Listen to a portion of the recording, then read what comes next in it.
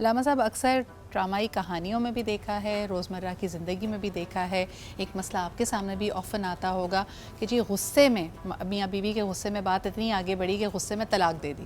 اس کی کیا شرعی حیثیت ہے؟ رجوع کرنے کی گنجائش موجود ہوتی ہے؟ اگر ہم یہ بھی کہیں کہ ایک دفعہ ہوئی ہے رجوع کی گنجائش موجود ہے، اگر یہ واقعہ 3 دفعہ دہرایا جائے 3 مختلف اوکیشنز پہ، تب کیا ہوگا؟ اچھا، اس میں تھوڑا سا فرق ہے جی فقہ جعفریہ کے اندر اور احناف فقہ حنفیہ کے اندر۔ میں چونکہ فقہ جعفریہ کے حوالے سے بتا دوں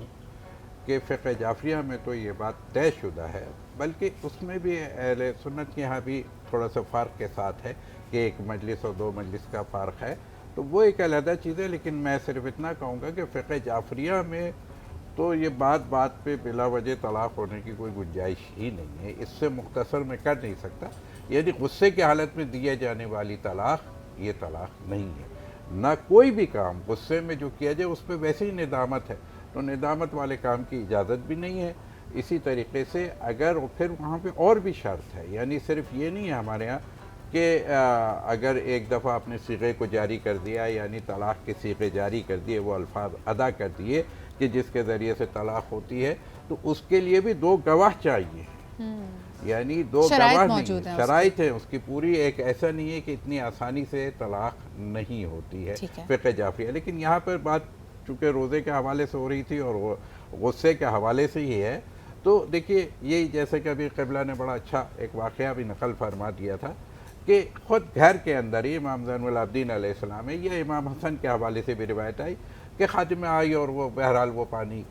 گر گیا یا وہ شوربہ جو تھا وہ گر گیا، تو اس وقت امام نے اپنی نگاہوں کو نیچے کر لیا، تو اس کو محسوس ہوا کہ شاید ان کو تھوڑا ناگوار گزرا ہے، تو اس وقت اس نے پھر یہ جملہ کہا کہ کاذبین الغیظ، تو وہ امام نے پھر یعنی اس کے جواب میں کہا ہاں مجھے اطمینان ہے، تم اپنا کام کرو۔ اس کے بعد اس نے پھر کہا کہ نہیں، یعنی ابھی اندر یہ جو چیز ہے نا کہ اصل میں معاشرے کو کہاں تک لے کے جانا ہے، تو اسی قرآن نے ہی اس کو بڑی اچھی طریقے سے وضاحت بھی کر دی کہ کاظمین الغیظ ہے، پھر اس نے کہا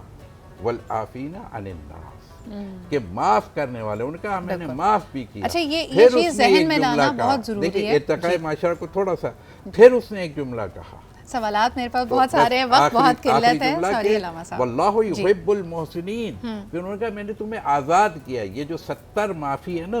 کہ ایک کام کرنے والے کو گھر میں دینا چاہیے۔ جی آپ اپنا بات۔ علامہ صاحب وہی سوال قاضی صاحب آپ کے پاس آنا چاہوں گی، غصے میں دی گئی طلاق، لوگ کہتے ہیں محبت میں تو دی نہیں جاتی، غصہ ہی ہوتا ہے جب یہ اس معاملات اس نہج پہ ہمارے ہاں فقہ حنفیہ میں فقہا نے اسی کو لیا ہے کہ طلاق اکثر غصے میں دی جاتی ہے، خوشی سے یا کوئی خوش ہو کر کہ مسرت کے ساتھ نہیں دی جاتی، جہاں غصہ آ جاتا ہے تو طلاق بھی نکل جاتی، تو غصے میں جو طلاق دی جائے گی وہ واقع ہو جائے گی فقہ حنفیہ میں۔ اب یہ الگ بات ہے کہ اس نے 1 طلاق دی تو وہ 1 ہی کاؤنٹ ہوگی، اور 3 ایک ساتھ دے دی تو وہ تینوں ایک ساتھ کاؤنٹ ہو جائے گی۔ اچھا لیکن اس پہ اب میرے خیال میں کچھ ڈفرینس آف اوپینین نہیں تھا کہ ایک ہی وقت میں ایک ہی مجلس میں اگر یہ الفاظ یا صیغہ جاری ہونا جیسے علامہ صاحب نے کہا وہ 100 مرتبہ بھی کہے تب بھی وہ 1 ہی کاؤنٹ ہوگی؟ نہیں، ہمارے ہاں اگر وہ 3 سے زیادہ کہے گا تب وہ 3 ہی کاؤنٹ ہوگی، اس سے زیادہ فالتو ہو جائیں گی، ٹھیک ہے نا، کیونکہ زیادہ سے زیادہ فقہ حنفیہ میں 3 ہی ہے، 3 پر رشتہ ختم ہو جاتا ہے، پھر وہ کوئی رجوع کی گنجائش نہیں رہتی جب تک کہ وہ کہیں اور نکاح نہ کرے، پھر وہاں سے طلاق نہ ہو جائے، ورنہ وہ طلاق ہے۔ اور جیسا بھی علامہ صاحب نے فرمایا کہ فقہ جعفریہ میں گواہوں کی ضرورت ہے، لیکن ہمارے ہاں طلاق کے لیے گواہ کی ضرورت نہیں ہے۔ شوہر اگر امریکہ میں بیٹھا ہوا ہے، بیوی پاکستان میں بیٹھی ہے، وہاں بیٹھ کر اگر طلاق دے دے، نہ بیوی نے سنا